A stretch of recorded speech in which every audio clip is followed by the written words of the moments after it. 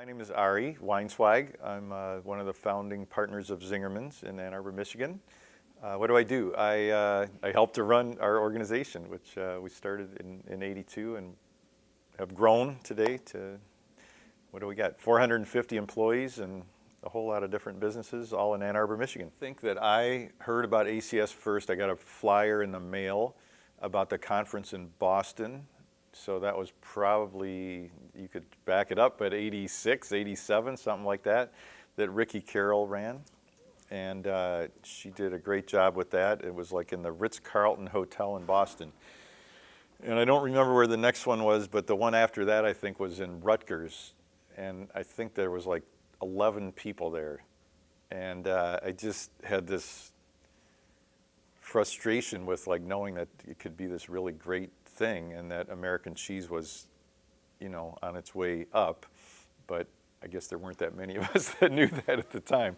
Or if there were, they didn't know about the American Cheese Society. So somewhat out of frustration and somewhat, I guess, out of vision, I just was like, okay, we got to get this going. And I started calling people, and I ended up, I can't remember who sent me to him, but getting hooked up with Clark Wolf, who hooked me up with Anna Herman, who worked for him. And we went to work trying to, raise a little bit of money, which is small by, I'm sure, what, this conference, in a good way, it cost to put on.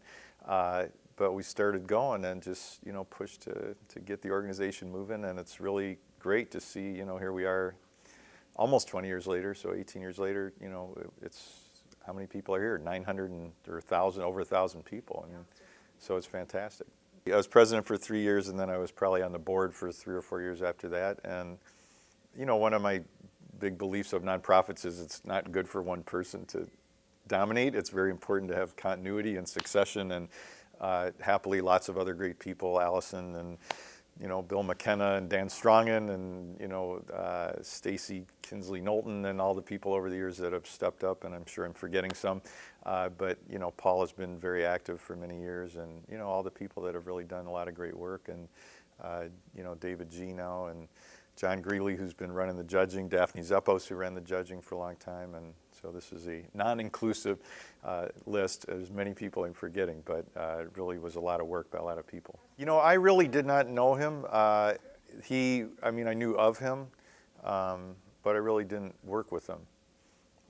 So the dairy scientists that were, George Hainland was a really great, piece of it in the beginning, and Bob Lindsay, who is at University of Wisconsin, dairy science, he was in there. So there were quite a few interesting people.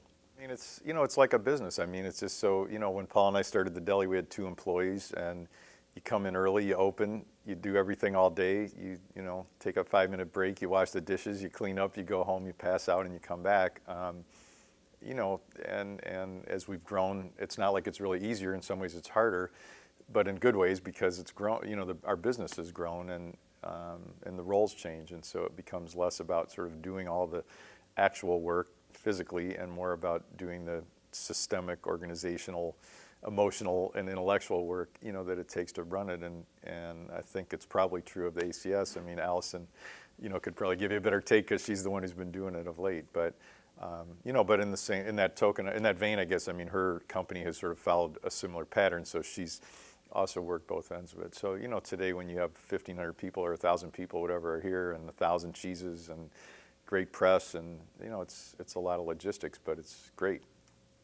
Well, I love Igvella, and he's been very supportive from the beginning, and anybody who knows him knows he's got, I always say I like him because he has more opinions than I do. But, he's his cheese and he have been really great examples, I think, of what, American cheese making can be. And, it's not just a hobby, it's not a fantasy, it's not a story. I mean, there's a story behind it, but he really works it, and he makes great cheese, and he's made a viable business and in a town that, that he grew up in. And so I think that's, fantastic. God, there's so many. I got to think of other stories, but I don't know. I remember Cindy Major from Vermont Shepherd and her, bringing her first cheese. Actually, here, I think it was probably 91 or something, and they had just started making cheese, and it wasn't really that good. And I mean, she tells the story better than I'm gonna, but I mean, just how much they had worked at it for like a year, but they really didn't know much. And then they went on. I don't know the chronology off the top of my head, but to go to the Ossau in France and the Pyrenees and really learn the cheese, and they went on to make fantastic cheese, which is, I think, won another award this year, but has certainly won many awards. So those are two in my mind. I guess one story I remember is just getting up at the conference in San Francisco at I don't remember what hotel it was. It'll come back to me. But anyway, I remember Laura Shapiro, who's written a couple interesting books like Kitchen Science about the nutrition science movement at the turn of the 20th century, and she writes for Newsweek, and she covered the conference. I mean, it was way small by comparison to this, but it was, kind of good anyway. And I just remember getting up in front of this group to welcome everybody with the American single, and saying that today this is what people think of as American cheese, but then when we go out 20 years, that will be over, and people will think of American cheese as American cheese. And I can't say that we've won the whole country over, but it's pretty clear that the image of American cheese is completely changed. And, I was in Bra in Italy at the slow food cheese thing, and I've been, in Europe where there's been American cheese presentations, and people there are blown away by the quality of the cheese. And, we all know it can be better, and we're going to keep making it better, and that's a cool thing to be a part of. So I just appreciate all the people out there who've helped to make it happen. We started baking our own bread. It'll be 15 years ago, September.